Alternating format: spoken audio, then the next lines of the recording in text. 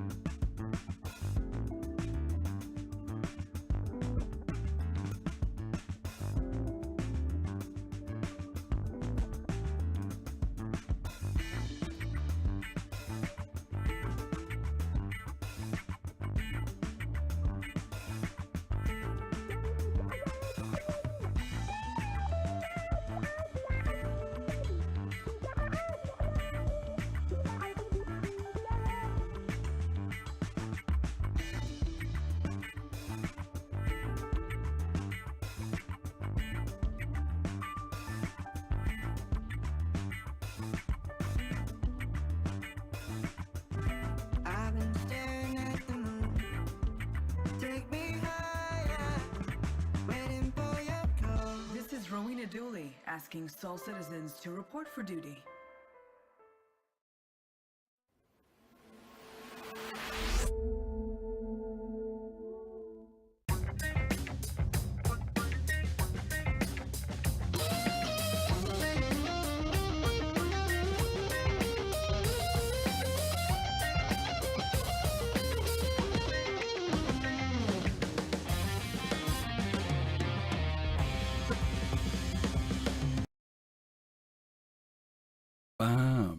Hey, welcome. Griffin Gaming is here without a camera. Give me 1 second here, folks. Let's see what's going on with my camera today. Let's see if I pop up now. Am I going to pop up? Boom! There we go. Welcome, everybody. Griffin Gaming RPG. We are back for another great week of conversation with you, the community, for Soul Voices. We were gone last week. We were attending the Chicago Midwest Bar Citizen that was held in Naperville, Illinois at a place called Two Fool Cider. And for those of you who were able to come out and hang out with us, we want to say thank you. Hope you guys had a great time. We did do a little bit of a live stream for about an hour and 15 minutes or so, just to give you guys a taste of what it was like to go to a Bar Citizen. Some of you don't live in areas where Bar Citizens are near you. And so it was an opportunity for you to see what the Bar Citizen thing is all about, and hopefully you got a taste of it. We had a really good time. We had over we had about 158 people registered, if I'm remembering correctly. And I want to say we know at one given time there was at least 135 people there. Probably people going in and out, might have been anywhere from 150 to 160 who made it, but there may have been more, because a lot of times when we have those Bar Citizens, people don't necessarily register. They hear about it the last minute, or they bring some friends and some other people are there. But yeah, we had a real great time last week. Maiden Ariana from the Yacht Club was the main host for there, and we were there just to kind of help her out a little bit and support and get the word out to people. We had 3 people from CIG who attended. If you remember in the video, you probably saw Jake Acapella, who's a community manager. We had Galaxtica, who is their social media manager.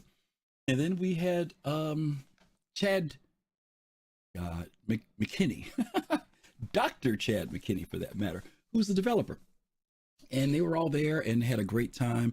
We were there for at least, 5 hours, probably, at least. We had a real good time. So again, thank you for all of those of you who were able to come out. I got to, Uriah rode with me, Uriah the Smoke. Many of you guys know Uriah in the community. He and his lady rode along with me, and we had a great conversation going and coming. So again, thank you guys so much for the support for that. We do have another virtual Bar Citizen coming up. It'll be right after IAE. We're going to get information out to you guys on that starting this Sunday. But just for you guys to get a little sneak preview, I think the date is going to be December 3rd, Saturday, December 3rd. So it's the weekend after IAE. And again, we'll get some information up for you guys starting tomorrow. Let's jump into it. This is another week. We've been away from our topics, and as most of you guys know, folks are waiting for the next patch to come out for update 3.17.0. 4. We're in 3 right now, but even more people are waiting on 3.18, 3.18 as we call it. A lot of folks are anticipating that. And so went into Spectrum today. We do actually have topics from Spectrum and Reddit today. And we've got 2 from Spectrum, 2 from Reddit. One of them is more of an opinion thing. I want to get you guys' opinion on and see what you guys think about this particular topic. But let's go ahead and get kicked off with the very first one. I want to give some shout outs to the people who are here, because I see there are quite a few people who are here already. Fist of Face pops in space. Renewal is here. Who else do I see here? Robert Bose. Robert, hey Robert, good to see you. You were here last week, I think. I saw your name.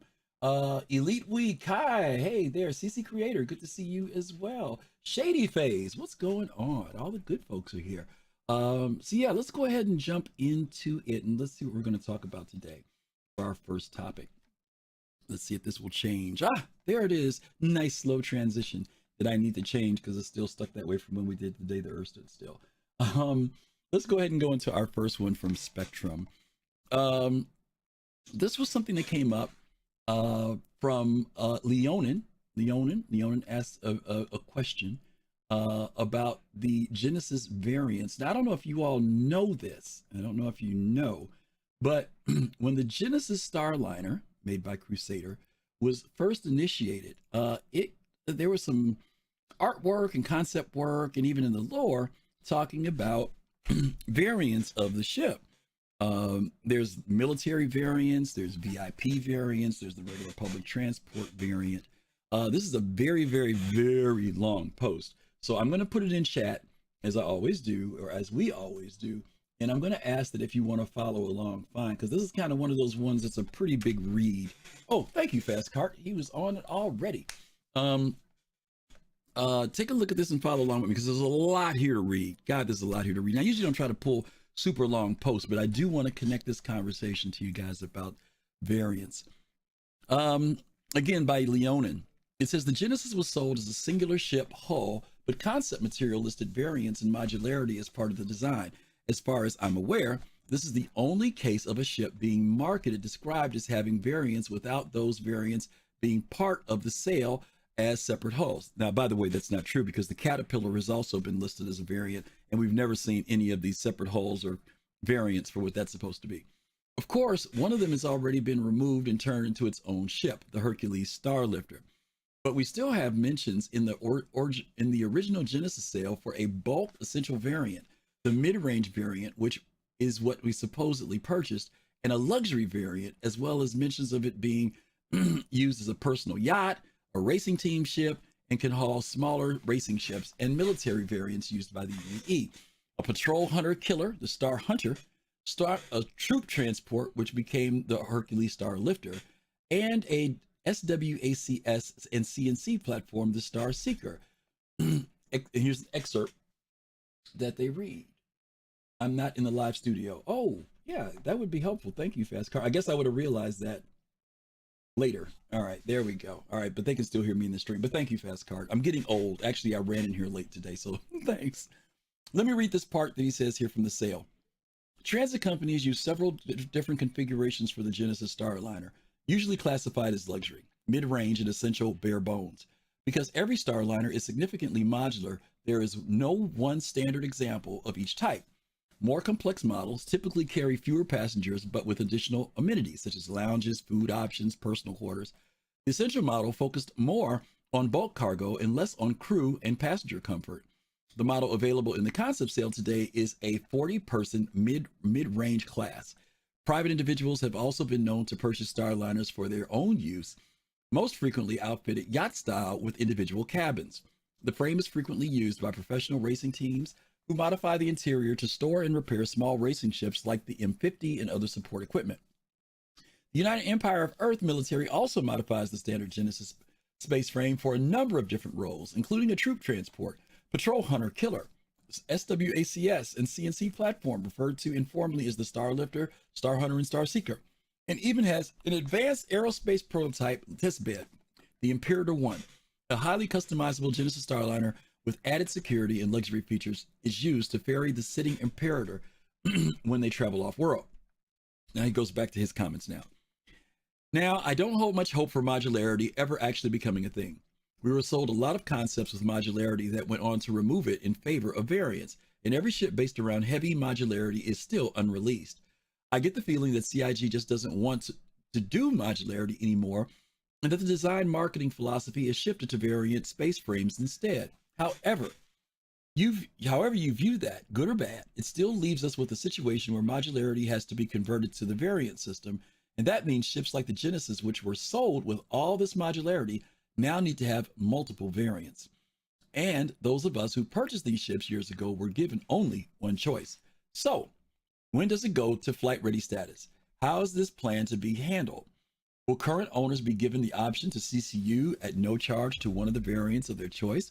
Will modularity still be implemented? And if so, what can we expect the financial model to look like with all of the modules that have been purchased for the ship? Will all of this just be retconned into the Genesis only having the standard mid-range model available to players? And the other module variants end up becoming entirely different ships like what we saw with the Hercules Starlifter. I'm especially curious about how the Star Hunter version of the Genesis will be handled, the Patrol Hunter Killer, as it sounds like something that will have to be very combat capable, but is being built on a civilian space frame that only includes 2 remote defensive turrets by default. Okay, a lot there. Okay, let me throw some things in first. Just a little bit of history before we get into this. Pops, see, you're already there. CIG has had multiple ships that were sold under the guise, well, I shouldn't say guys, with the, what was implied, what was told was that there'd be variant versions of them. One of the earliest ones I remember, in fact, the Genesis is definitely one of them. Genesis was mentioned with variants. The Redeemer was mentioned with variants. The Avenger, the Aegis Avenger had variants. When it first came out, if you guys remember, it had like 6 or 8 gel cells in it. What they told us would be able to be swapped out, right? But later on, they ended up coming up with the Stalker, and they came out with the Titan, and then they came out with the, the one with the little spinny thing inside of it, right? It made 3 variants of that. Some of you all may remember the Aegis Vanguard series with the Buck, the BUK, and there was supposed to be some forms of modularity with that. The Caterpillar, which I mentioned earlier, supposed to have forms of modularity with that.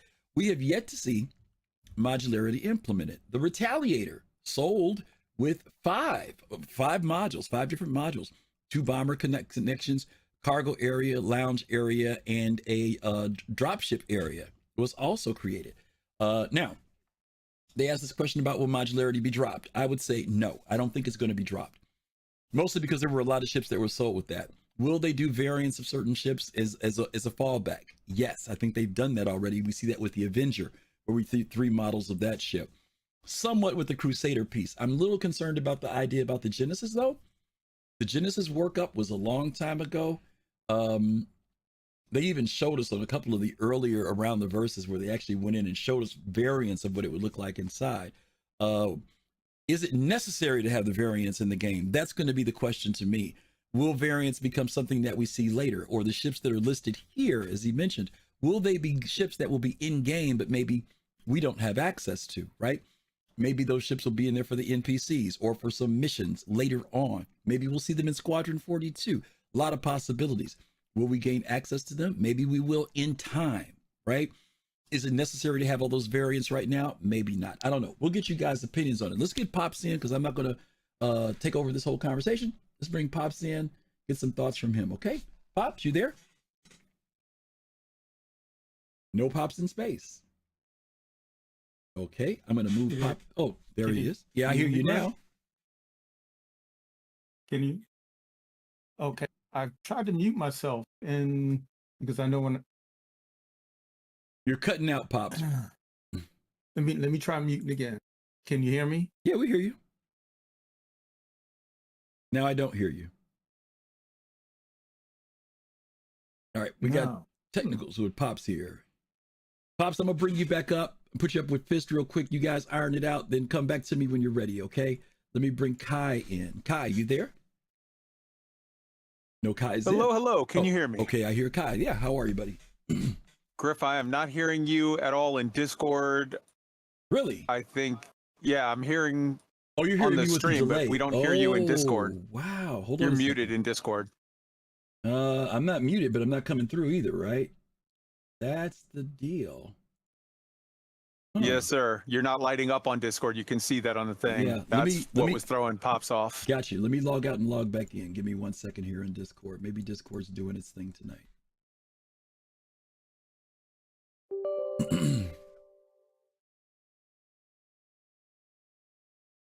Give me 1 second, gang.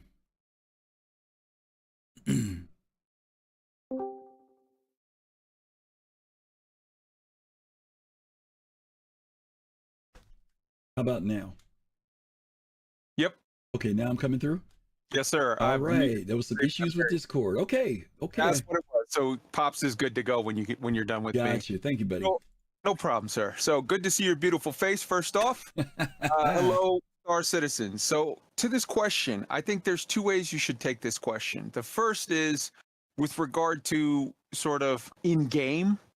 And they're saying, like, I'm worried about how modularity is going to work or something of that nature. And I think it's too early to even start to have concerns. It's just a matter of sit back and wait, enjoy the ride with what you got now. And when we see how all that works out, that's the time to express concerns and or, approval for design decisions that are made. It's just so early in the process right now that who knows, man? You're critiquing a thing that's not, you have no details on yet. So I think that it's sort of not the most effective use of time. Well, let me ask you a question. Okay, In light of that, there is some concern because the Starliner has been around for a while, right? Sure. And the history of what we've seen, I'm trying to defend this person a little bit here. Sure. What this person is saying is that we've seen other ships that were supposed to be variants, and what we've seen happen is instead of them creating the modules, the modularity, what we've seen them do is do variants. Even like me, when I bought the 600i, right?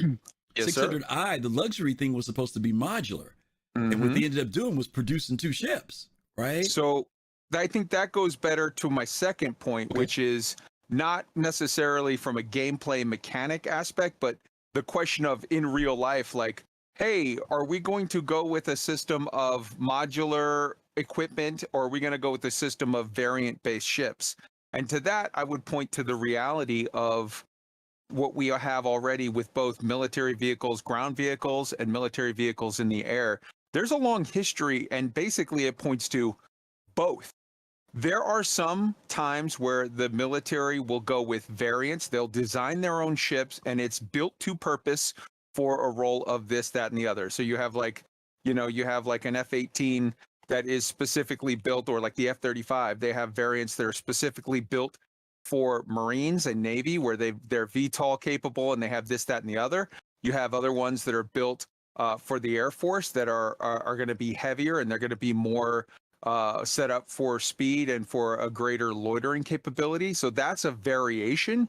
But you also have a long history of modularity where the military will take like a 777 frame, they'll gut it, they'll put in all kinds of extra electronics and whatever, and use it as a spy plane. Or you'll have stuff like the AWACS, the E2 Hawkeye, or the E3 AWACS, where they're doing a lot of like coordination or whatever.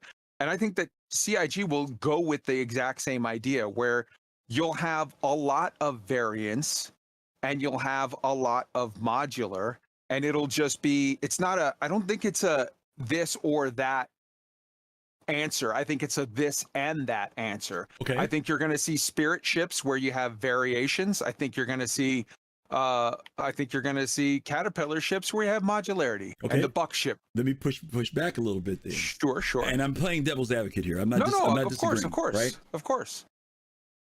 Is CIG pushing variants because it's lucrative?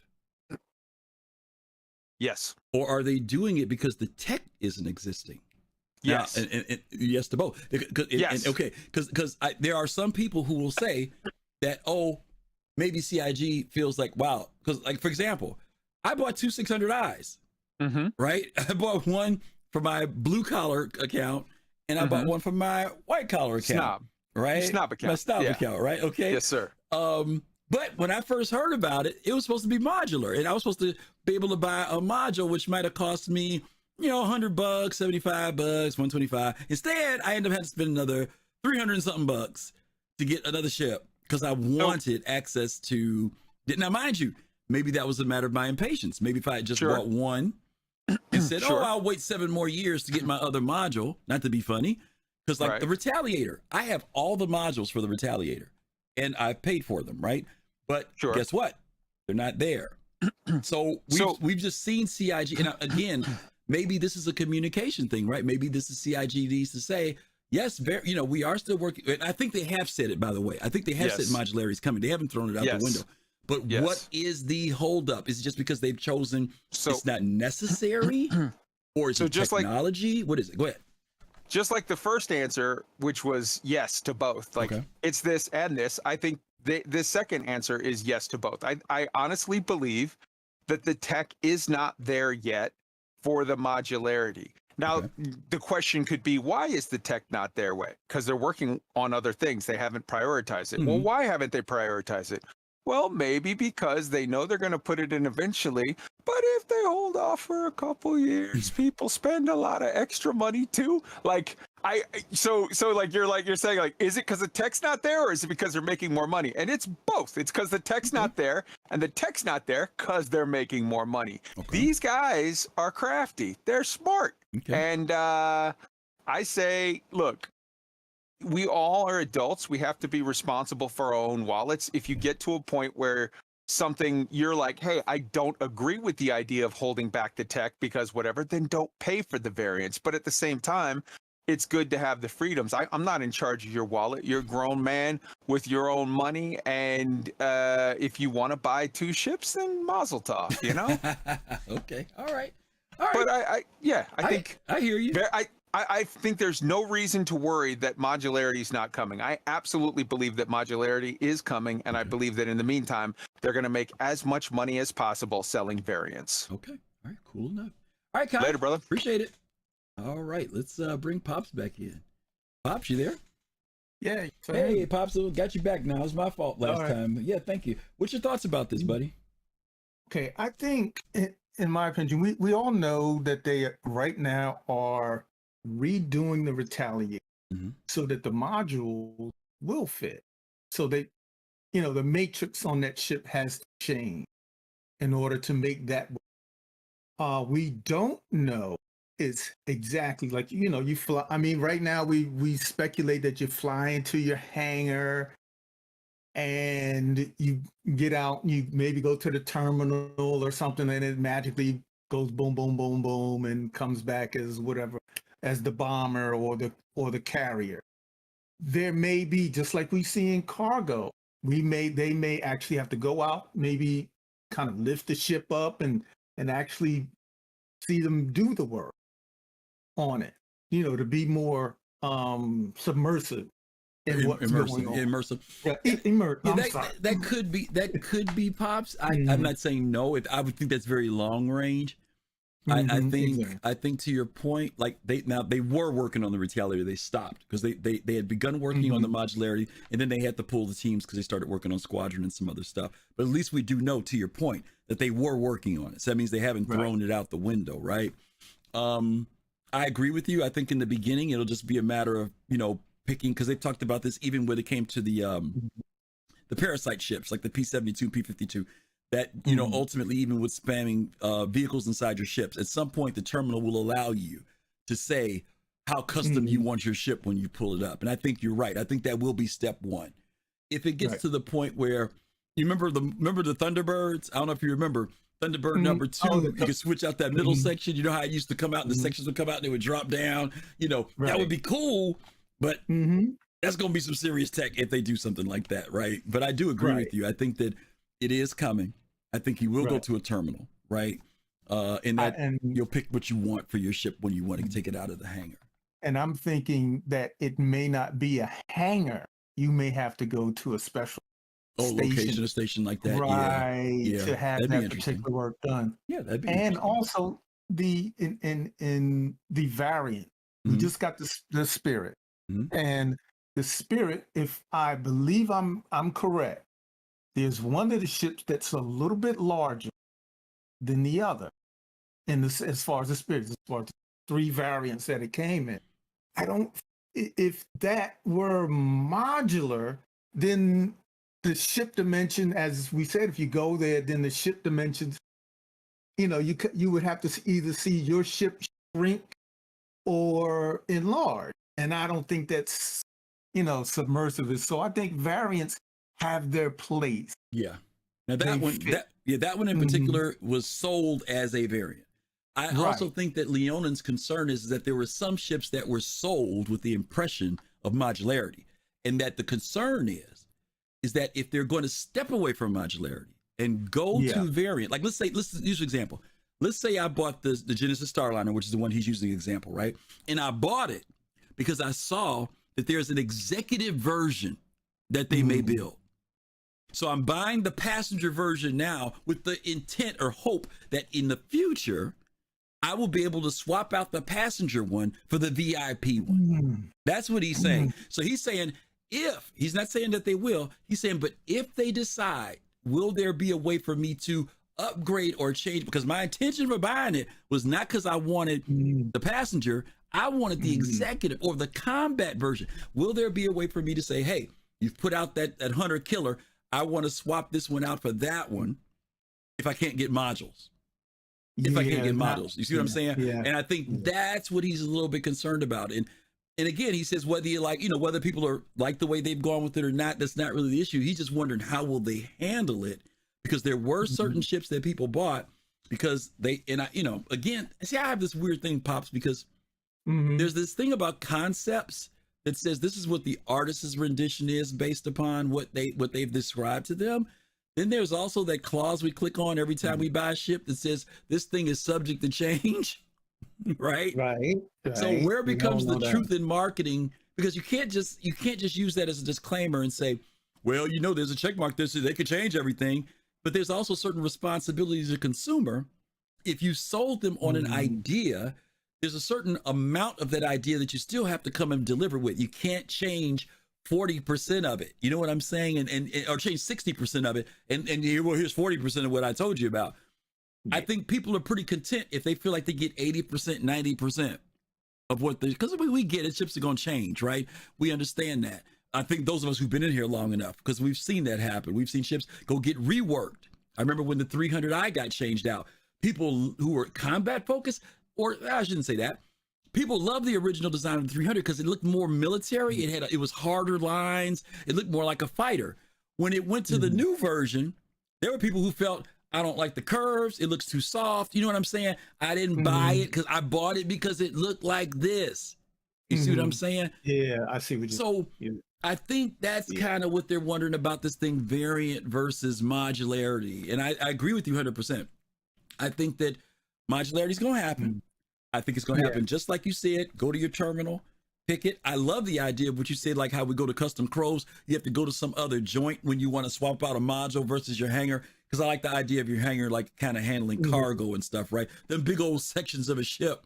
I don't want them suckers sitting out in my hangar. You know what I mean? Yeah. So I like your idea. I think that's a great idea that you should write that down in Spectrum, by the way. I think that's a great idea that if you do a variant, you got to go someplace that does that, because it's physical changes to the ship, right? It's not like just getting a forklift and putting that sucker on your ship, right? Right. And I think it's more absolutely it fits to the plan that I've seen start, the steps that they take. And it just doesn't fit that it's just fly in your hangar, disappear, come back, and magically you've got the module, whatever module you're switching to on. I think you will have to go to someplace similar to Custom Pro to have, and it just fits where you just can't willy-nilly just do it. You have to have it go work on it, and it will probably take time.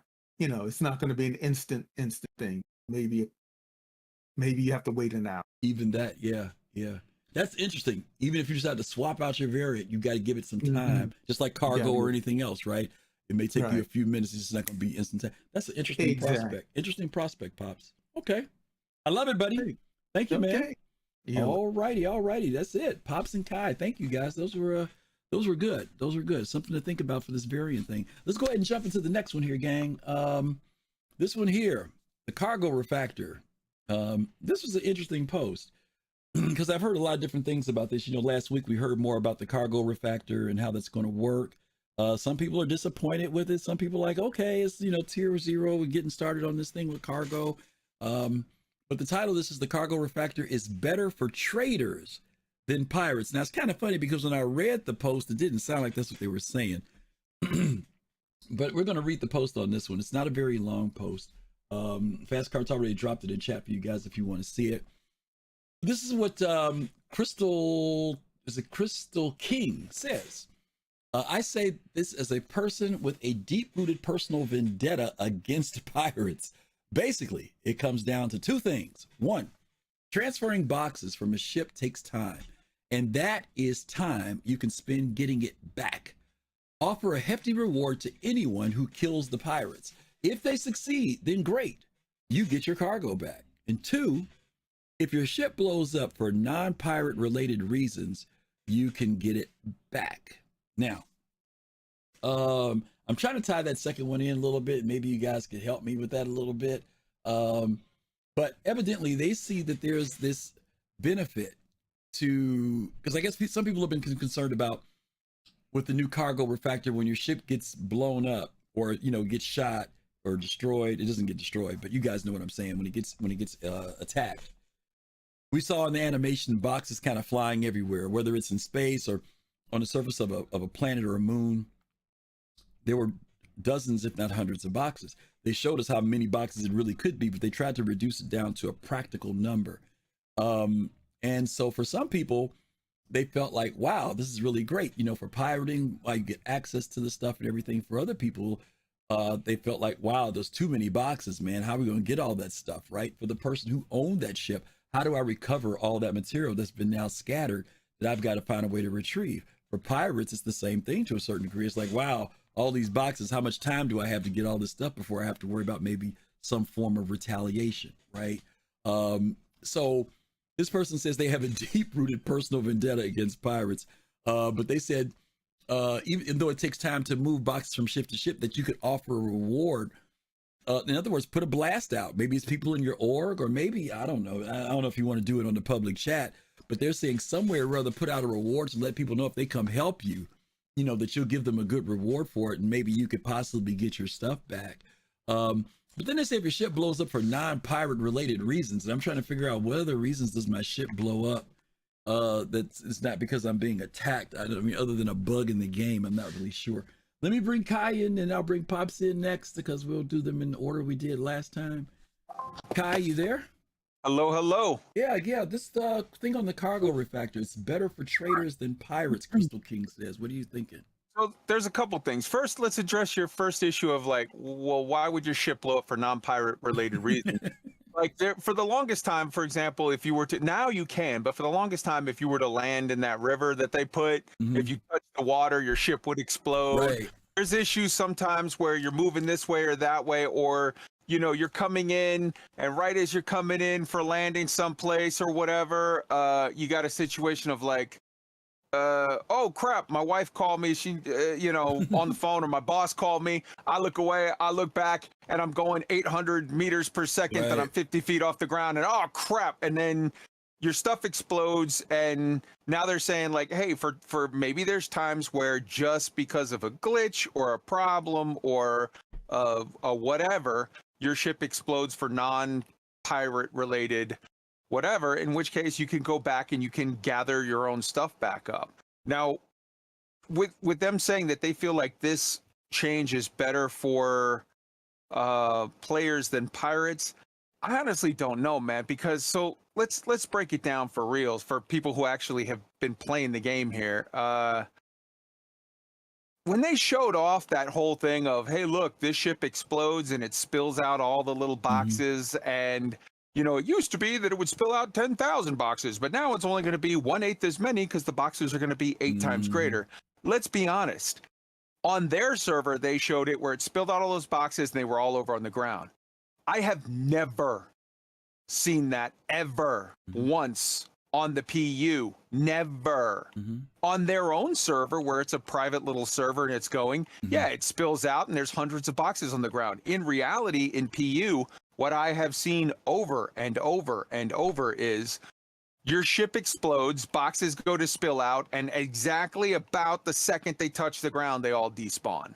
So I feel like we kind of need to see it in practice to see if this is, to what extent that aspect of it will change. Now, so the terminals coming in and the way that they're going to show some of that and the snapping to grid stuff and this, that, and the other, you know, those are all things that will be whatever real. But as far as are pirates going to be able to retrieve your boxes? Are you going to be able to retrieve your own boxes? Man, I don't know. I want to see it happen on a server where those boxes don't despawn. And then I feel like there's a lot of data here that we're missing to make an informed decision on how much of a change this will make. CIG told us very clearly to manage expectations that, hey, this is the first of many, many iterations, and it's going to be a thing that they're working on for a while till they get it where they want it to be. Well, let me say how this. much Citizen Shenanigans goes to your point. He says, yes, sir. That's what PES is supposed to be about. Now, I will tell you this. Hopefully. When you get a destruction right now, like I was out with Colossal a couple of weeks ago, and I won't say who blew up his Carrack, but his Carrack blew up, okay? And that's Carrot Killer. We did return back to the scene, and there were some boxes there. Now, mind you, they were not boxes we were carrying. You know, they were those boxes that get created when destruction happens, and they were on the ground. In fact, it was really weird. We had a rock with us and had been doing mining, and the shards from the rock were still down there that we were able to retrieve and stuff, right? But like you said, currently the tech that we have now does not allow for consistent persistence of items when they come out of a ship. And even if they do fall, they're there temporarily and then they're gone within minutes, right? If you don't pick it up right away.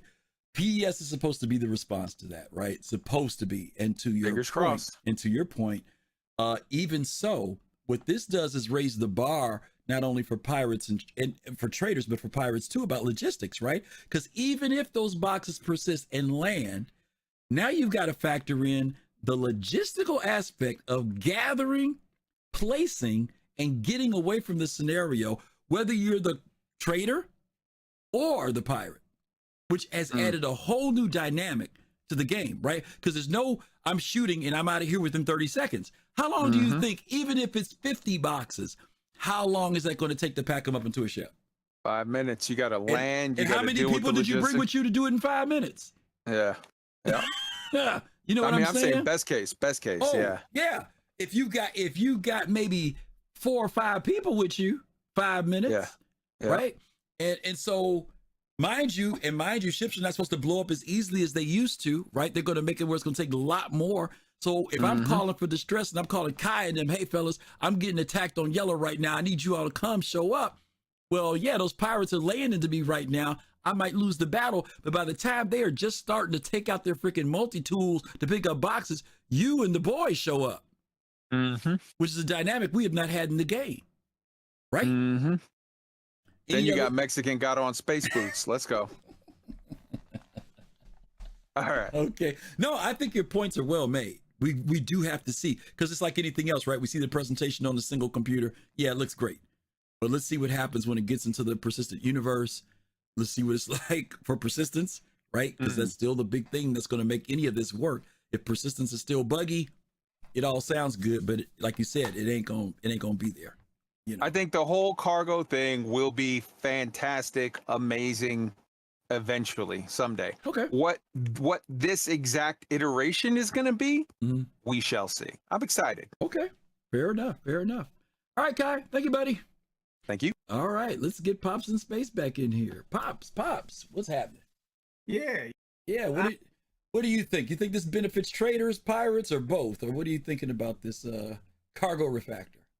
That piracy should not be that easy. First off, piracy, it should be a little bit harder. Okay.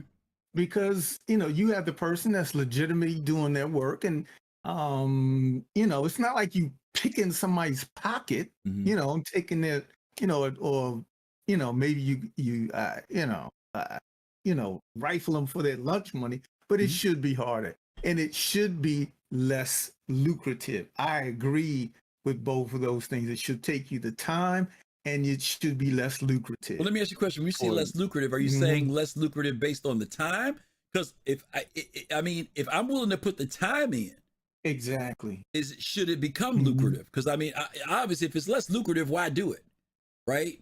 But if let's say I get lucky and I attack you, Pops, and you a lone wolf, you ain't got nobody to back you up.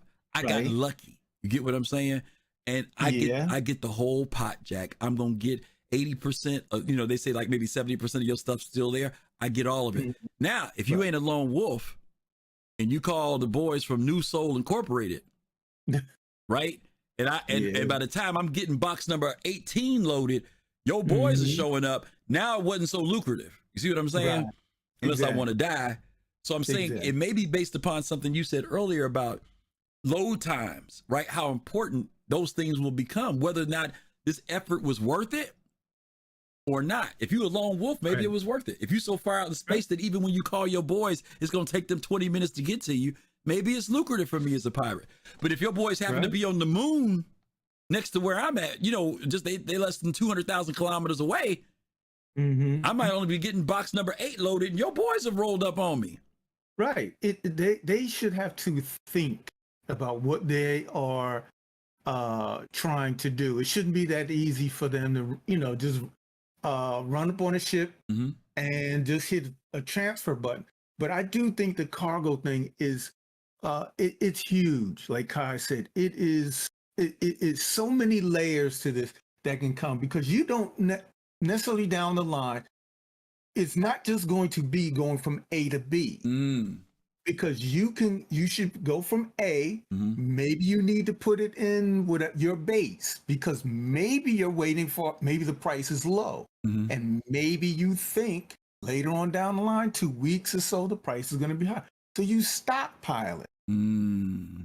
Okay. And now also what you should be able to do as far as other gameplay, maybe somebody wants to buy it from you. Now you should be able to transfer that cargo to another ship legally, but these are things that they have to work out, and you make some money, or you do that. So it's this cargo thing is huge. It's a lot of things to it. It's a lot more than just pow shooting, right? Basically, what you're telling us, right? Deliver from A to B. It's going to be other factors in there. Okay. All right, Pops. Thank you much, man. Good thoughts. Hey, I'm going to give some shout outs. My chime thing was not been chiming, so I want to give some shout outs to some folks here. Shout out to Standard Deviation. Thank you so much for that resub, my friend. We'll see. Thank you for that Prime resub. And last but not least, the man himself, Mad Style, who's all over the place in this community. Thank you so much for that. 25 months, Mad Style. You've been with us for 2 years. Good googly moogly. How do you deal with us? We appreciate you, brother. Thank you for being here, okay?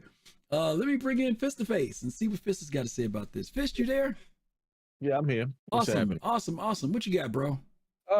Okay. When I first saw this, on ISC, okay, this is cool, because just like Pops and Kai mentioned, in their opinions is that, and their views is that, you're going to have to go in and, really calculate and think about what you're going to do. So this made me think when I first saw it, well, do you blow up the ship or do you try to take the ship? Because now does this make pirates' mindsets change from, okay, let's look at our tactics as far as disabling, taking the ship, you know what I'm saying? Yeah. Then let's blow it up. And like you said, tractor beam in it and all of that stuff. Because now, like you said again, and you take some pirates organizations that are out there, and from watching their videos and stuff like that, and they're very well organized. But from seeing this, like you're going after, I've seen them going after a C2, right? And if it's a fully loaded C2 and you got all of those boxes, and I'm calculating this as many people that they've had, they're going to need more hands. Yeah. And it's a logistics thing, right? I mean, Exactly. There will be those people who honestly decide, like, for example, remember we had this conversation before about the Hull series ships, right? Right. The Hull ships are definitely, to me, and this is my opinion, I'd rather take a hull than have to try to fight and get the stuff off of it. You know what I mean? Exactly. It just makes sense because the whole operation of trying to deal with transferring from a hull would just be ridiculous, right? And it is. I mean, you talking about, those halls. What do we have in the game right now? Hall A. Yeah, Hall now. A. Mm-hmm. So then, once your C, D, E start coming up, you can forget. Exactly, you can forget about it. You can seriously forget about it. So you might as well practice now, saying, okay, let's look at our game plan to practice taking these ships, boarding the ships, having a boarding party, go in, knocking the ship down, keeping it disabled. Yeah. Because then you got to think of another thing too, time factor. You might have a pilot or a crew that says, listen, before I give it up, I'm gonna blow it up. Because now you got to think about, let me get on the ship, get to the cockpit to turn off the self-destruct. You know what I mean? So it's a whole bunch of factors there now. Okay, that's good. And I like it though. I like it. Yeah, that's stuff. It's cool. Absolutely. Okay, good stuff, Fist. Thank you, man. Thank you. All right, let me read some stuff here from the chat because you guys are sharing some pretty cool stuff here. One of them, Zombie Pig, talks about a fleet of C2 scooping up in space or even on the ground with a line crew of 5 people standing there in the lower decks, open C2, quickly tractor beaming items as they slowly move the ship forward. That is a cool way of doing it. I think that would be interesting. Mentalic says that I think Module Squadron will still be into the extortion thing. That's true. There will be some people with piracy who that's all they're about, right? You guys have seen Mongrel Squad. What they basically do is they commandeer your ship, take your stuff, and then they contact you later and say, hey, you want your ship back, you want your stuff back, pay us X number of credits, and we'll meet you someplace and give it to you. And they're usually pretty noble about that. They do follow through if you strike that deal, or you decide to say, hey, screw it, you guys can have it. It's up to you. Bon Cody says that this is all making an assumption that these quote-unquote pirates are going to actually engage in piracy and not just show their true colors as griefers. And I would agree, Von Cody, there are going to be some people out there who are just going to do griefing. They don't care about the cargo there. They just want to see it blow up and watch the boxes fly everywhere, right? I get that. But I think we are focusing on those people who really are trying to do some form of gameplay in the aspect of piracy or extortion, something like that. So, but yeah, there will be those folks out there that'll do that as well. There we go. Mad Style, we got you that time. Thank you for those 5 community subs. Those of you who, wow, benefited from that. Y'all give Mad Style some love. Thank you, Mad Style. I don't know why our thing didn't go off earlier. I had to work on it, but there it is. We have it now. So thank you, Mad Style, again for that. Yes, it'll be interesting to see, but I think in general, this is going to add a whole new level of gameplay. Whether you want to, someone wants to pirate a Freelancer Max, or whether they want to take, like Fish just said, a Hull C, Hull D, you're gonna have to think about it. It may be lucrative when it's all said and done, like Pop said, but you got to plan it out. Those of you who watch Mongrel Squad, I mean, they do like whole freaking research. They follow you around for a while. They have people paying attention to all types of stuff before they finally attack you. They do the research and put in the time. It's not just, oh, there's a ship, let's go pirate it. And I think other people are going to start doing that as well. Anyway, we've had them on the show before. Let's go to our next topic. This is from Reddit, gang. What? Don't get me wrong. Maybe somebody in the chat knows what this means, because I don't know if this person is from a country other than mine. I'm in the US. Maybe this is a statement that is used in the US and I just wasn't familiar with. Maybe it's something they say in the UK or Australia, Germany. What kind of sweat do you have to be? Now, sweat for me, I've only heard sweat used in one form, and that's the type of sweat that, when you're perspiring. I've never heard somebody called a sweat before. But if there is, if somebody in chat knows what that means, let me know. I don't know if the person just couldn't find what other word they wanted to say or what, but that's what they went with, what kind of sweat. And this is what they say in their comment, okay? Who the hell makes a rescue beacon, sits in their ship for 15 minutes, and then kills you when you arrive? What sort of game loop is that? For some reason, I knew Kai was going to be the first person to drop in on this one.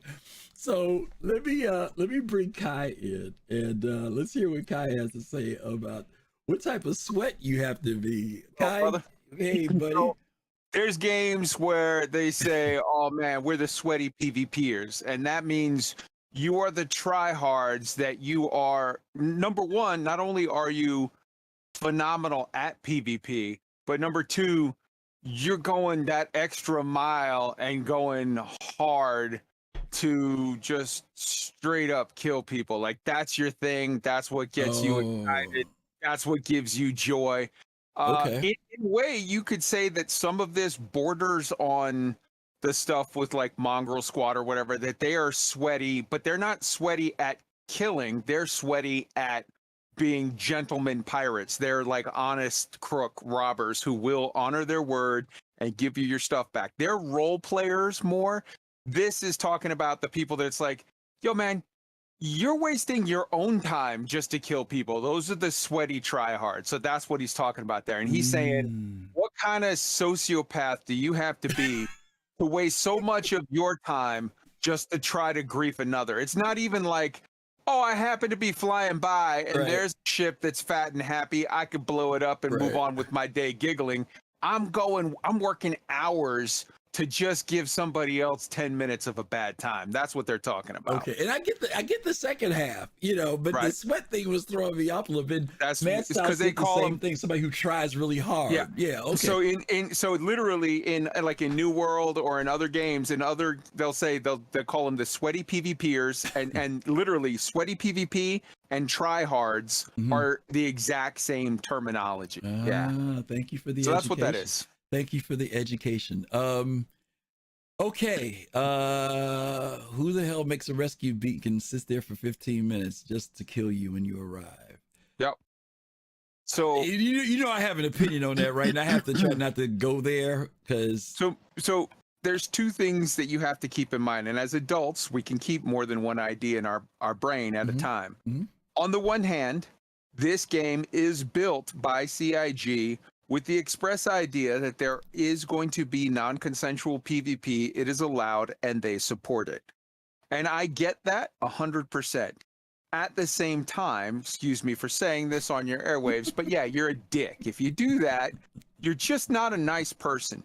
Those people that are showing up for a rescue beacon are doing two things. Number one, they're doing God's work because they're trying to help out other people, which is a beautiful thing. And number two, they want to role play as we are, medics, we are corpsmen, we are emergency ambulance, we are whatever, paramedics. And so you're basically just going out of your way to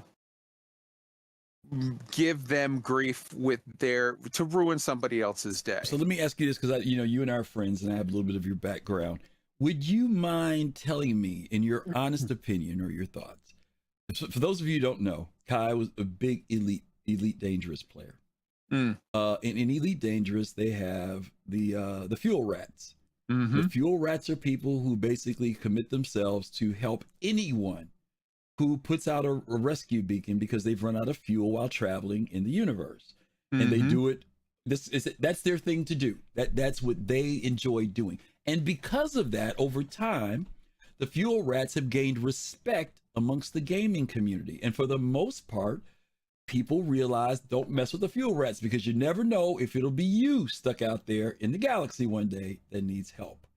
So my question to you, Kai, is do you think that medical will gain that level of respect in this universe where over time players may eventually see when the medical C8 Pisces or the medical Cutlass Red goes out there, that they will look at those ships as being, as you mentioned, doing God's work, because you never know if you're going to be that person floating out in space with 8% oxygen left and bleeding. Yeah, no, I think that should be. I think that it is absolutely true that CIG intended the gameplay of people being able to kill other people for whatever reasons they choose. But I think that a lot of times people make a mistake and they think of a freedom and they say like, oh, I have freedom of speech. I can say whatever I want. I have freedom of this. I can do whatever I want. And that's true. But the one thing that people don't sort of ever, those people that are always talking about their free speech never are the exact people that never acknowledge the fact that you are free to speak your truth, but you are not free to do so without any ramifications. And I think that the community as a whole can do things, as in you can have a group that starts off that are like the Badgers, where they fly where fuel rats are being attacked, and they'll come in and attack the people that are attacking the fuel rats. I think that as a community, we need to step up, and when there is a certain, like if there's a player who is over and over and over killing people that have medical beacons up, there's no reason why we can't on Spectrum create threads and or on Reddit or in a website somewhere, create threads where we say, and look, we're not encouraging people to grief those. I understand that you have to be careful. Right. You're not but just if you post a list somewhere and they say, these are known griefers, these are people who kill medics who are trying to accomplish their mission, and then the medical gameplay community, those people that are into that loop, can go there, and when they get, oh, there's a beacon here that says, Kaizen wants a pickup, and then they pull me up and they say, oh man, 0 stars, 19 times this asshole has just murdered people that are trying to do whatever, then feel free to send back a message saying, no, thank you. I'm not coming to your beacon. Enjoy your slow death. Yeah. Bye. We had Immortal Online, the org I was with had a channel that was like a kill on site channel, but it would let us know if someone provoked or did something against us. We would do a screenshot, their name would go there, and then we would know, like you said, right? We know who these people were. So I guess what you're implying, or what you're saying, is that there are ways that even the community within the game doesn't have to be CIG doing anything, but we ourselves can create an atmosphere that for that particular player who wants to do that, it's going to be costly if they do, right? And if nothing else, there's some buffers there to may even, to a certain degree, tell the person it's not worth doing it, right? In the end. You have to be very, very careful and walk a fine line, because you can't call for everyone to go and hunt and kill that person. Like in Immortal Online, that's a different situation. I think CIG has been very clear. They don't want you to call out to kill that person on site whenever you see them, because that in itself is, according to CIG, griefing. But you can simply say, number one, don't transact with this person. And as a result, if the entire sort of medical gameplay community won't go to help that person, even because let's be honest, even a pirate every once in a while legitimately would run out of fuel and need help from the fuel rats, or would have a legit medical beacon. And how fun is that when you're the boy who cried wolf and mess with 15 people, and then the 16th time you legitimately need it and nobody will come? That's what I call karma. Okay, I'm digging it. Right on. Thanks a lot, Kai. Be well. Mad Hat, you said a word that I love. It's a word that SubVigio, you guys know Geo Get Money, SubVigio, he used to use this term all the time, and that was ass hat. And every time I see that word, it makes me laugh. So that's why I chuckled there at the end of when Kai was talking, because I saw your post there. No, thank you guys for sharing that. Shenanigans, I know you said earlier, what about the reputation system? And you're right, that is, the reputation system is supposed to be a part of that, right? Where we do rate people based upon things. My concern, though, is that, as you guys know, there are always people trying to figure out a way to work the system and make things happen. So there may be that player who literally, I hate to say it, guys, Kai used the term earlier that I try to stay away from. I really do. But I also do feel there are some psychotic people in gaming sometimes. And there are people who will just keep making new accounts.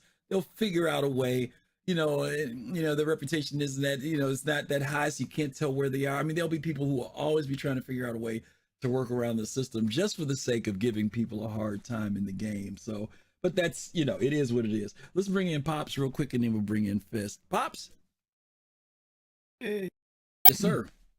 No, I think Citizen Shenanigans hit the nail on the head. It should be a way that it goes towards your reputation, But we also have to remember there are going to be lawless systems, pyro, where you just totally at your own risk. Yeah. Because there's no way to report anything there. So I think the different systems, different systems will have their uniqueness about it. But see, like what you just mentioned is like, if you're in a system that doesn't report, right, there's no law, there's lawlessness, then the reputation system does no good, right? Right. It's not being reported, right? I mean, well, it does in a way because, well, the way I understood the reputation system, and I don't know how they're going to do it with stuff like this, right? Because you don't want to have a, it's like Uber, right? You know, you don't want to have a situation where, like, let's say somebody shoots you, Pops, and then you call your 20 friends and say, hey, all y'all write up a negative thing on so-and-so so their reputation can get impacted because of blah, because people will do that to abuse it, right? So my idea was like, if it was like Uber, where I think Chris Roberts even said this, where it's more of an exchange of, once I've serviced you and you service me, that's how we tell whether it's legit, right? If I rate you, if you do medical for me and you healed me, I say, hey, here's a guy, I'm giving this guy 5 stars, 4 stars. And then you were the healer and you say, yeah, that guy, Griff, he didn't kill me. Let me give him 5 stars. Matter of fact, he gave me a $10,000 credit tip. You know what I mean? That's how I see the reputation system working, so that there's balance, right? But the question becomes, I think this person's focusing in on, and I won't say the word because Kai said it, but what kind of person puts out a medical beacon, then decides to sit around for 15 minutes just to see who's going to come to respond to it, just to kill him? And his question is, what type of game loop is that? I don't think it's a game loop. I think it's something that someone uses in the game structure, right? To grief. That's happened to me. Right, to grief, right? You know, Kai once again gave them the P word, you know, but you know, I'm like that. Now, mind you, let me say this too, y'all. I do believe that a lot of stuff happens because folks are bored. They ain't got nothing else better to do. I also believe, and this is the old grandpa talking, get off my lawn guy talking, okay? I also believe it's also because gamers' imaginations are not what they used to be. We don't push hard enough to think about what else could I be doing in this sandbox, or do I have friends? Can we create our own scenarios? Can we go out and have fun? It is almost easier. It is almost easier to grief somebody than it is to go create your own specific aspects of fun. And I think we've gotten a little lazy. We're waiting on the developer to do it. We're waiting on the missions to pop up in the mobiGlass in order to come up with stuff when you've been given a sandbox and tools to create whatever it is you want to do. That's me personally. Yeah, I think you're absolutely right, because they need, we need more, and we need to wait for the devs to develop that end of gameplay where they're not necessarily sitting, like you said, that 15 minutes and just shoot somebody in the face, because that's happened to me. I put out a distress beacon and somebody came and they shot me in the face. Yeah, so we do need more, but that's all we have right now. In time. We absolutely do. Okay. All right. Cool, Pops. Thank you, my friend. All right, let's bring Fist to Face in. Fist, you there? What's happening? Yeah, what you got, bro? All right, so I'm glad that you mentioned Mortal Online 2 and the org that we were in and how the way that system worked, because I was say that same thing, because where you can set up something between your org and maybe some others to say, hey, look, you see this person right here, be careful. And that's more of what it was, right? It wasn't necessarily go kill them. It was definitely more like, hey, here's a person who killed me unjustly, who wasn't supposed to be messing with us. And we want y'all to know to keep an eye out for this person. That was really more keep an eye out for that person. Some of them were, hey, you see him, bump him you off. shoot first. Right. Yeah, because he's gonna kill you if you don't. He's exactly like, and I know there are some players that are in this game. I haven't seen him in a while.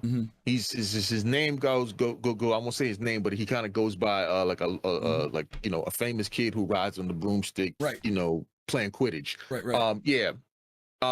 So him is let everything. It's fair game. As soon as I see him, boom, it's go time. It's no questions asked. You know what I mean? Because there are going to be certain players where you're going to have to just let it fly. You know what I mean? Yeah. Go out guns blazing because that's the way their mindset is. Yeah. You know, and like I said again, I'm gonna protect mines. Yeah. You know, of course. Yeah. But I get what this person is saying. That what kind of person does this? And yes, it is a trash move, to sit there and do that. But at the same time, too, I play so many games and have seen over the years where, like you said, the griefing mechanics, the troll mechanics, to whatever you want to call it, that I've kind of built up this thing. Okay, my mind starts thinking like theirs, and I try to think of, okay, what would I do if I am this type of person? And I'm always suspicious. You know what I'm saying? So when I'm just trying to, I guess what I'm trying to say is that, to keep it short, is build up. It's good to have a suspicion in this game. Build it up. Yeah. Because if you don't know that person and you going to, like I said again, this lawless system that's coming out, we all know Pyro. Your suspicions better be at 100%, pretty much, like good 95% of the time on everybody, unless you in that org and Yeah. So. Yeah, I'm curious, Fist, as to, everybody has their different approaches to the game, right? I and no offense, y'all, when I say this, please, no offense. I walked through the game probably 50 to 70% of the time with only a pistol. That's it. I watch other people walk through the game and they have a backpack, a grenade launcher, a sniper rifle, another rifle, a pistol, grenades, and everything else. Now, I'm not picking on them when I say this, because some of them have the attitude of, I want to be ready for anything, right? And I get it. Trust me, because if I'm out there with that pistol, I'm wishing I had that other stuff with me, right? You with me? Right. Okay. So I'm not throwing any shade at them. I dress for what I'm going into the game to go do. Okay. When the Van Duel masks were out, I was going from different locations, Walla, Microtech, whatever, going to the different mining stations looking for the thing. As I continued to play the game, I was wearing a pistol, I had a couple med pins on me, a helmet, and a flight suit. That was it. Later, when I went to Microtech to go do it, I was wearing the winter jacket with the winter pants and a skull cap. Never got messed with. Never got messed with.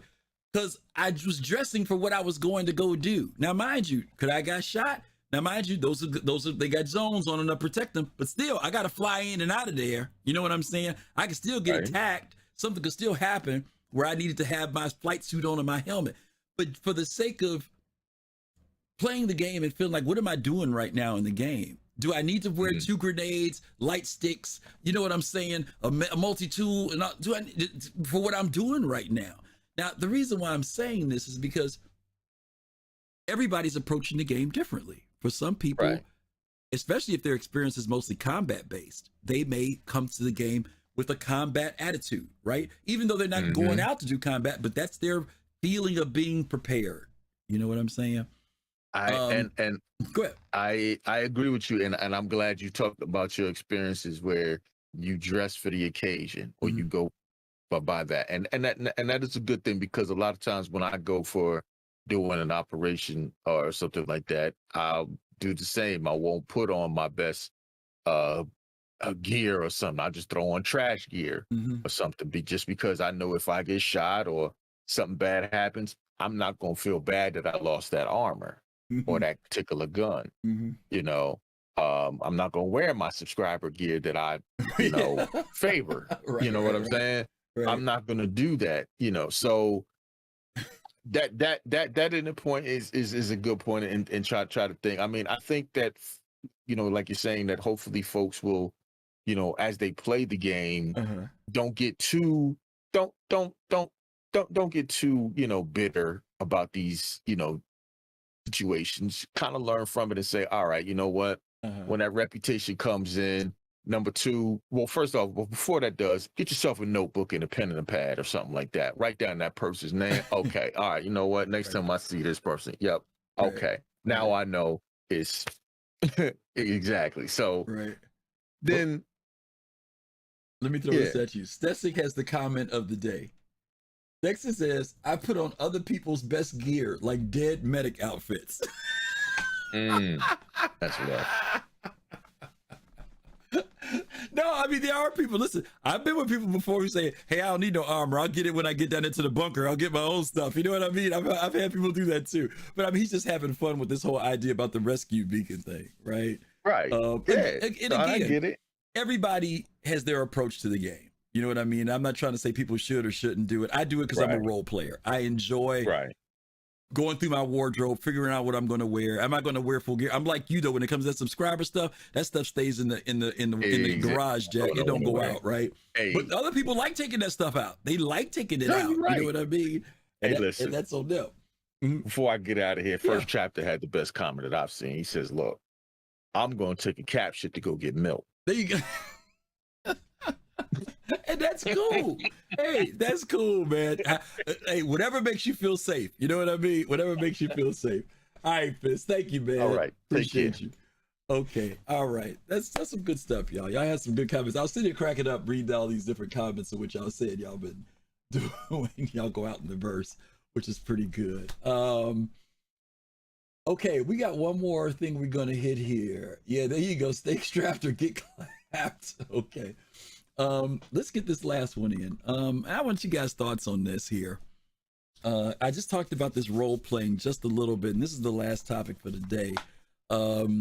This was on Reddit, and I want to ask your thoughts about this. And it was called A Ceremony at New Babbage. Our New Officers and Captains by DJsotoVR. Okay. Now, I'm going to read into this picture a little bit, gang. Okay, first of all, you guys know that they're at New Babbage. They're at the Apple store. I call it the Apple store, but y'all know where they're at. They're in the store. Excuse me. And they're downstairs in the basement. And what I really liked about this is that it gave me a throwback back to the days when I was over in Org playing Star Wars Galaxies. What I really like about this is, look at them.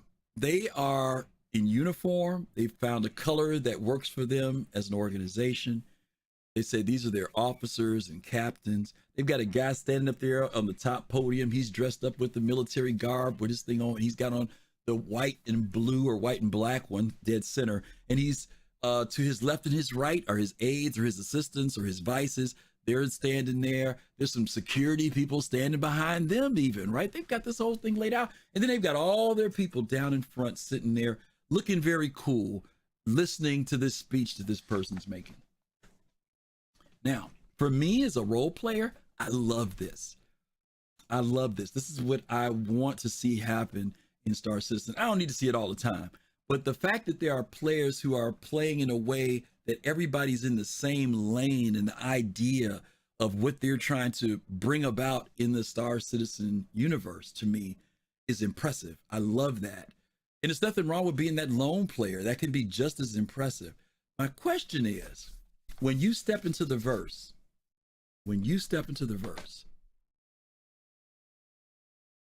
will there be difficulties that will prevent you from doing this type of stuff? How do you feel about players who, for lack of a better term, usually these people don't mess with other folk because they're in their own zone. I'm speaking in general, y'all. Please don't think I'm taking that as everybody. But in general, these folks have planned, they've thought about things they want to do, they're working together as a group, maybe they're working with some other org, but they've got an agenda of what they want to do. They're not as, knee-jerk reaction or spontaneous. They're coming into the game because they want to do this. Next Saturday, we're going to do this, and this is what they want to do, right? What happens in a space where the guardrails don't, I'm not saying guardrails, but there are other players who not only don't want to do this, which is fine. I ain't asking everybody, you don't have to be a role player. Please believe me, I'm not telling you to be a role player. Even though, in my mind, this game is perfect for role play. But what about the people who have no regard for this? Who, man, I'm trying to say that when you're trying to do your role play thing, you got the other people who could care less about it, you know, and all they care about is the boom, right? That's all they care about. They care about the boom. They really don't care about that. You know, if I saw that and I was walking through that store, I'd stop and look and say, oh, that's pretty cool. You know, there'll be some other people that'll run through there, take their pants off and run through in their shorts, right? Just to harass them, which is okay. It's funny. I'd probably laugh, but I'm curious about how far should role play go? I mean, it's not going to dominate the game, and I'm not going to say it should even. I'm just curious as to guys what you guys think about when you see something like this going on. All right, I'm going to go in the same old order again because I don't know who was here first. I'm going to bring Kai in, then Pops, then Fist. Anybody who wants to come in and share your thoughts, please do. Hello. It's not limited to these folks. You guys can come in and share your thoughts. Just click on that link. It'll put you in the green room, and you can come in. Kai, talk to me, brother. The subtext there is Griff going, please, somebody come in here so I don't have to keep talking to Kai. No. I'm just playing. So here's the thing. I get where you're coming from with that, and that's interesting. I think that this, to me, ties in really, really well to the point that you were talking about earlier, where you said sometimes it's easier for people to do sort of trolly destructive play. When you were doing the old man get off my lawn, and you were like, we've gotten lazy and we don't have the imagination, we don't do the work, we don't build a world. I think it's completely fair if people want to criticize CIG for taking too damn long in building the established in-game game loops in the game to give us this kind of event, give us this kind of a thing, give us whatever. But at the same time, I think it's also very true that those same people, maybe by design, maybe because they don't want to do this, they want to have the game hand them all of the loops completely polished. But the fact of the matter is those same people are truly guilty of ignoring maybe the most complex, intricate, beautiful, amazing sandbox that any group of gamers have ever been given by anybody. And we already have that now in Star Citizen. Star Citizen is today the most interesting, immersive sandbox with a myriad of possibilities for player groups like this that you see in this picture here, where they're doing a whole huge event. They're showing up in their uniforms. They clearly, they have officers that are getting promoted. They're doing a ceremony. You have people like Katie Burns in Skunkworks who puts out videos every week of this event and that event. You have these milsim guys. You have people like the Mongrel Squad.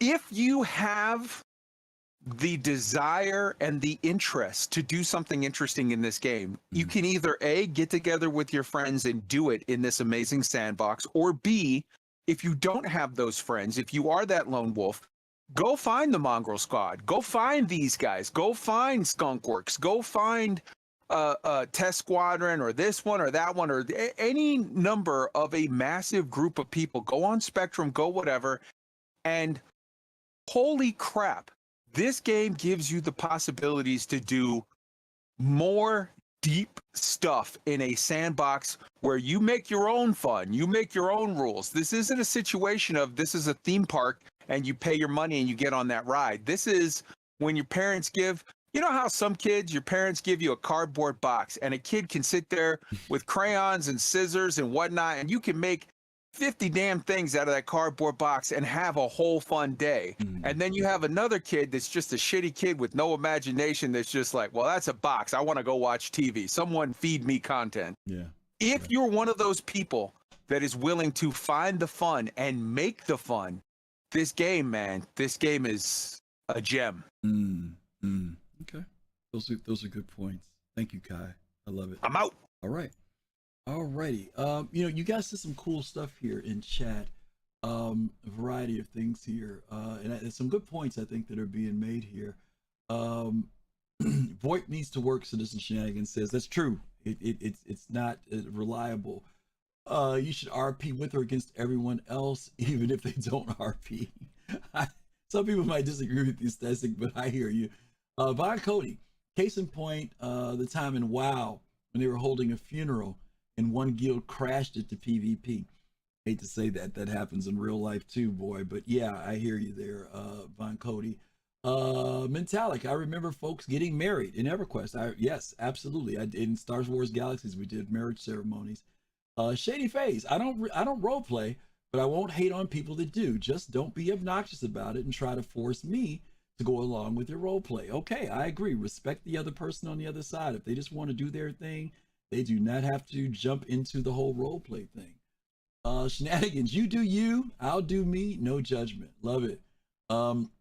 Mistral, RPers need to stay off the public VoIP and keep their conversation discussions in their guild Discord if they're going to RP.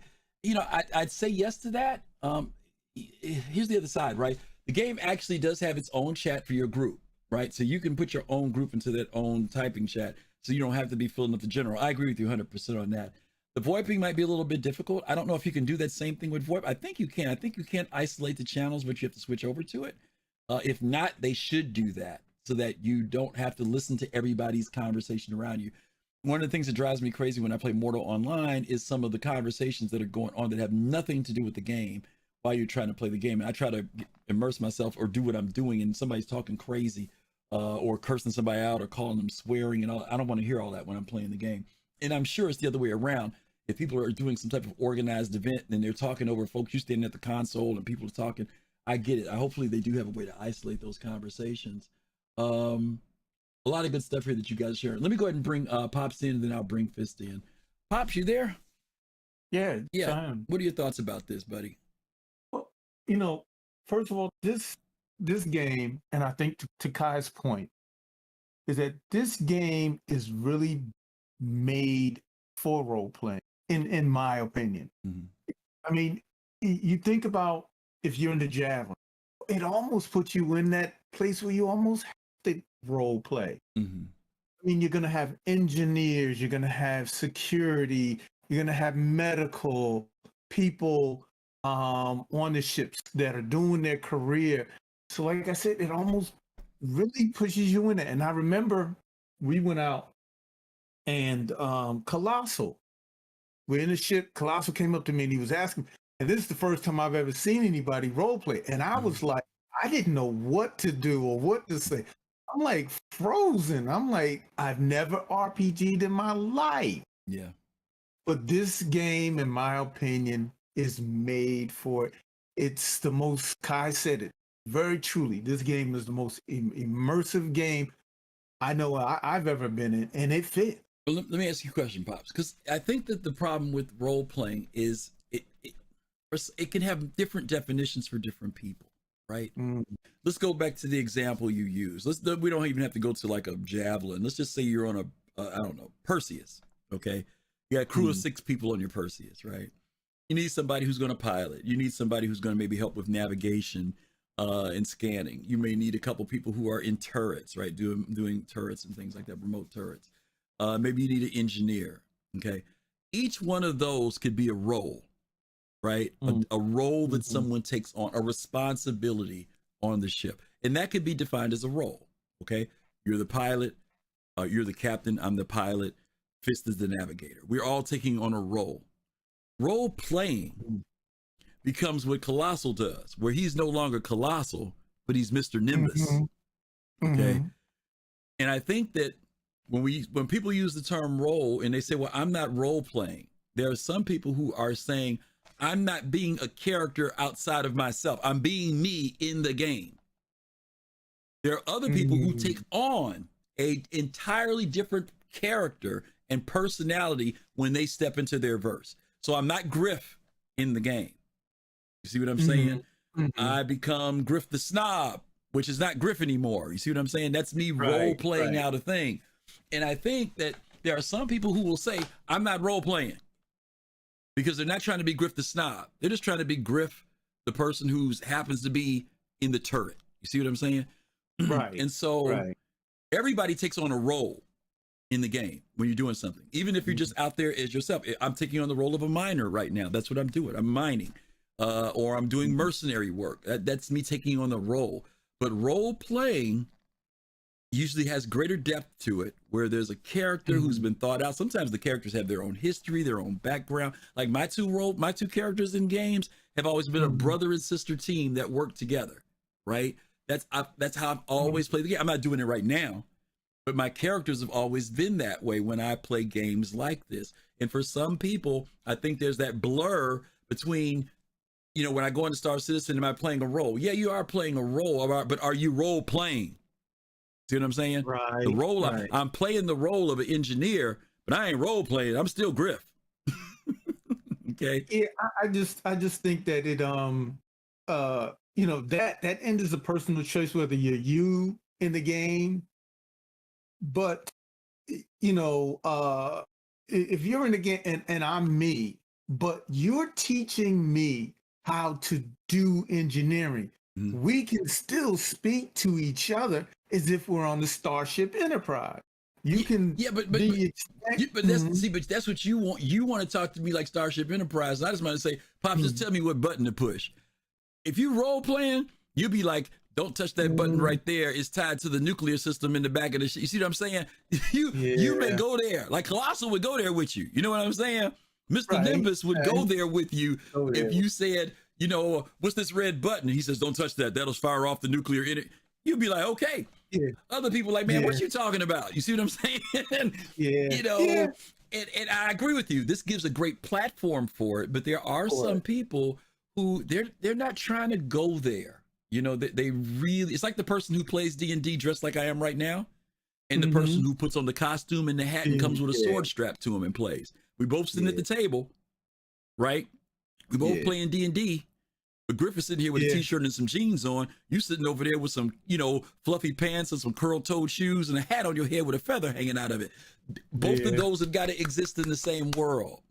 And so my question is, when I showed you this picture, is basically, can we coexist? Can we coexist? I think we should. And I think, you know, I think, and this really more, I think that what's going to happen to people that from whether or not they're in a Carrack all the way up to a Javelin, I think they are going to catch the bug. Okay. I think they're going to, now how deep they go, you know, because like I said, you're going to need to teach people medical. Right. And if you have someone on your ship that's a medical officer and they're going through the medical, and maybe they handed you the job of doing the inventory or making sure you have all the supplies, the cooks on, I hope they go that far as being cooks on the ship, you know, preparing food. I think it almost pushes you in that. Maybe you don't have to, I can use my name, but I'm still playing a role. Okay, you could, right. Yeah, you don't have to change your name. Again, I think it's just, again, what I was saying earlier about who am I in the verse? Am I Griff? Or am I somebody else, right? Even if my name is Griff, am I stepping into the world to be a different personality, a different person, or am I just stepping in the world as Griff, but the role I'm taking on happens to be a cook? You know what I'm saying? I'm going to be me. I'm going to be me, but I'm going to be in the game role playing me in the game. So that's my whole. I love it. All right, Pops. Good stuff, man. Thank you, brother. All right, we're winding it down. Somebody put something in chat here that had me laughing. Oh, no, it was a question. Citizen Shenanigans, if I have a female character model in-game, am I role-playing? Good question. I play both. I have a female. The guys have seen me this. I have a female. Pops does, too. Pops runs a female character. I don't change my voice or anything. I'm like, oh, yeah, hi, how are you? I'm not doing that, right? But I do it because one of the reasons why I do it is because, one, I got tired of always playing these characters where there was always guys in the game. And I also love beauty. I was an old-fashioned photographer, so I love beautiful women. I always try to put time and energy into my characters, but also because I like the idea of a strong woman. And so when I see, because I used to play Dungeons and Dragons a lot, in D&D, I always played a male character. But when I got into video games, when I would be in parties with people, I always thought it was cool that there was a female character in there. Now, you know, sometimes I'd play a paladin or fighter. Other times I'd play like a sorcerer or a magician. But after that, I just got into playing female characters. And I'd probably say most of the time when I start a game out, if it's an RPG in some form, probably 70%, 60-70% of the time I start as a woman, and I might go back and play it as a guy. So other times I just start as a guy. It all depends. Am I role playing per se? That's a good question. Am I role playing, or is it just the fact that I just like having a female character? I don't know. It's a blurry line for me on that one. It's a good question to ask. Is it considered role player, right? All right, let's get Fist in, and then we're going to wrap it up for the day here. Fist, you there? Hey, what you got, buddy? Oh, I wish Colossal was here or in chat. I know, so I'm gonna say it. All hail the sun goddess. Oh man, now this is cool though, because definitely shout out to Colossal, because I mean it is a fun thing, and to your question, it should coexist in the game. I mean, it's fun. I mean, I didn't get into to role playing until actually I linked up with Colossal, and like I said, again, going back to Mortal Online, I remember we sat around, one of the developers, GMs came in, was kicking somebody or banning them because they were blocking the entrance. And whenever you see a GM in Mortal, they show up as this glowing sun or like a ball. Right. So we all just huddled around this ball, got naked, and just started sacrificing ourselves to it. It was silly, and it was fun. Right. Now, when you see a ceremony like this, of course, I mean, I look at this and I see it as cool. Your people are looking as you're going. Let's say you're going through. I think this is in Microtech downstairs or somewhere. And you might be seeing a whole bunch of people like, oh, what's going on over there? And you might approach and you hear somebody giving a speech or whatever. And, I would hope folks would be mature and just, allow those people to, conduct their business or do their gameplay and not interrupt and be toxic, But I think it is fun because, we play games to sometimes deal with whatever we're dealing with within reality. And it is an escape. Yeah. Whether or not if you want to play yourself in a game or whether or not if you want to play somebody else in a game. Right. I think it is fun. I think it should be there. And again, I mean, that's the whole purpose of a game. I mean, Yeah. You spend time, like you said, you spend time to sit there and dress your character, do all of the features. Like you said, I mean, I know folks will spend days upon weeks to get their character all decked out just within the character creator in some games. Right. It's perfectly fine. Yeah. There's some people who go on the character creator, whether they could do more with it or not, they don't care. They just want to get into the game, right? They'll take the default look and everything. And then there are people who will spend 2-3 hours customizing every little thing and eyebrow and the chin and everything, weight and all that, right?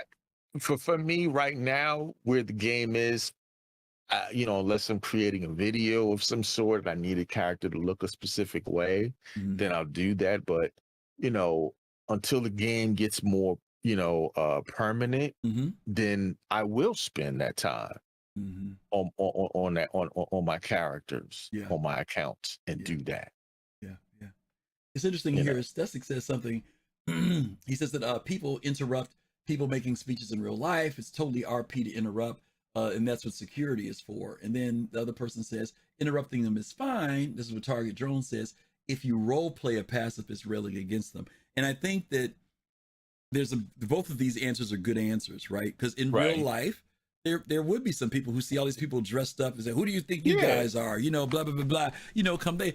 But if they want to spice it up, they may come over sounding like they're drunk or something, and giving them a hard time, But again, it's within the context. Now, mind you, there are some people who will come in and say, hey, you silly so-and-sos, what do you think you're doing? You know what I mean? And come in from a different angle. And that does happen in real life. Somebody's out there trying to make an impassioned speech about taxes and somebody tells them, oh, shut up and go pay your taxes. You know, I mean, you could get that too, right?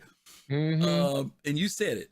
We do have to find that balance of coexisting within the two. We don't want role players to feel like if I walk up to you in the game, you got to act like you're the, you know, maybe you're working the bar, right? I come on your ship, right? And Fist is working the bar, and I tell you, hey, I need something to drink. And then you say, well, what would you like? Would you like a Coke and water, a whiskey? But hey, dude, just give me something to drink. I'm about to die in 2 seconds. You know what I mean? I mean, I want to role play. I just need you to give me something because I'm dehydrated. Where there's other people that would appreciate that and said, oh yeah, give me the scotch and whiskey with a little bit of Radagast in it. You see what I'm saying? Right. Give room to both of them. For that person that you sense isn't into role play, work with them, cooperate them with the game. Then if that person says, you know, responds back and says, hey, what would you like to have? Well, this guy likes role playing. So give me the beer, give me a schnapps, whatever that thing is called, schlotz, whatever, right? Well, whatever you know, it is. Yeah. You know, I mean, you can have both in the world. They can, like you said, they can coexist, and they should. They should coexist. They should. Right? Yeah. They should. I mean, that's what's going to make the game fun. Yeah. You know? Absolutely. Absolutely. Hey, Griffin and gang, what a time to come in. Oh, hey, Captain Rel. Oh, that's Captain Reddick. Say, how are you? Okay. All right, Fist. Thank you, my brother. Appreciate you, man. Good sharing always. You guys all gave some good stuff today for us to think about and talk about. I hope you all enjoyed the conversations that we had. We do want to give you guys some reminders. Don't forget, next week, we are 1 week away, gang. IAE 2952 is going to be here.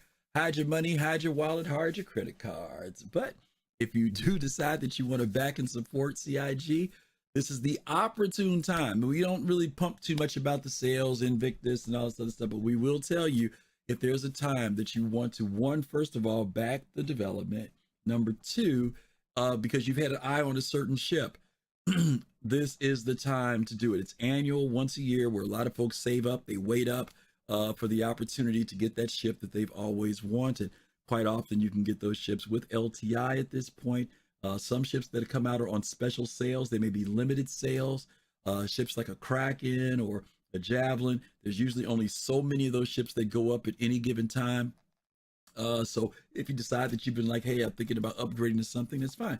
We also know CIG has got a few new concepts and new ships that they're looking to release that are going to be coming out. So if there's ever a time that you're thinking about supporting and backing the development of the game, this would be it. Then again, it's also a time where if you don't want to spend any money, hey, all the ships are usually free to fly. So all you go to their day, you go down to the convention center, you can usually click on the ship and they'll let you rent it for free, and you can take it out and have fun with it, whether it's that you want to test drive it because you want to buy something, or if it's just because of the fact that, hey, I never had a chance to fly this ship and I just want to see what it's like before I decide to work hard and earn credits in the game to get it. You could do that too during IAE.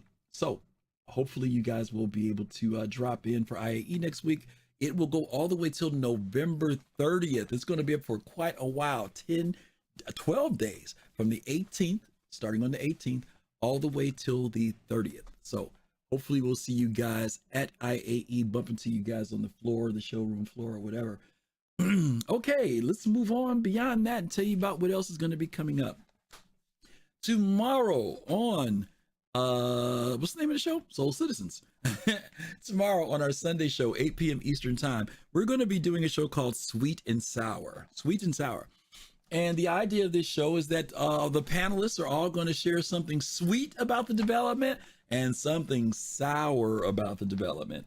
And so it'll be interesting to hear what our panelists have to say, stuff that they, they can say, okay, this is pretty good about the development. Then some other stuff that people could say is like, I don't know about all that.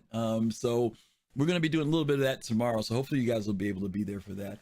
Let's see. Mistral says, Griff, will Soul be doing Twitch casts during IAE or certain days? I don't think so. Two reasons why. One, it's 10 days, long time. And our show lands on one of those Sundays, like 2 days or 3 days before it ends. We'll be doing our show. And that's probably when we're going to review everything that's going on. I think there'll only be like one more day of stuff going on. So we'll probably cover everything then. So we probably won't do any streaming during IAE. But then that following Saturday, we're co-hosting the virtual bar Citizen. And that's going to be like a full day for us. When we do that one, excuse me. as you guys know, most of the time we do it for about 6-7 hours. We usually start about 3 o'clock Eastern time. This time we're splitting it into 2 sessions so that people in the UK and Germany and Japan and Australia can also be a part of it. So we're going to be starting at 11 a.m. We're going to go for 4 hours till 3 p.m. This is Eastern time, US. We're going to take a 1 hour break, and then we're going to come back at 4 p.m. and we're going to go from 4 to 8 p.m. so that we can get everybody else. So it's going to be a very long day with a lot of conversation. I don't want to wear myself out. I don't want to wear my folks out. It's enough that we're going to be doing IAE and trying to get to that and attend it, plus do our show on that Sunday. But then we've got that virtual bar citizen that next week. So that's the reason why we're not going to probably do any streaming. But that'll be basically it. Griff, you were just role playing someone who is allergic to Drake ships. Yeah, right. I'm not that mad about Drake. Trust me, I'm not one of the Drake haters.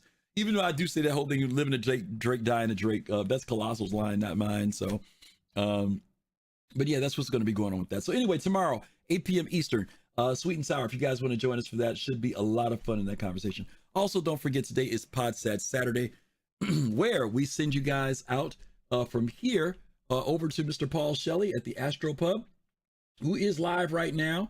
And he does his show, Captain's Table, which you guys already know about. It's a great show. Great cast, folks. I don't know who he's got on there this week, but it's always some good people. I'm sure they're going to be talking about a lot of good stuff today because everybody is anticipating this next patch, plus 318, plus stuff we've seen on ISC and SCL from this week. So we want to encourage you guys when we send you over there to Paul to hang out at the show. Tell him you came over from Soul Citizens. Just say hi, if nothing else, so that you know we're sending them some love from our group.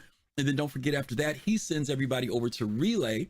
And the folks at Relay are really cool. Nakara, Eris, I was going to say Vampire Erotica, but that's not the right name for me to say for him. Shiver.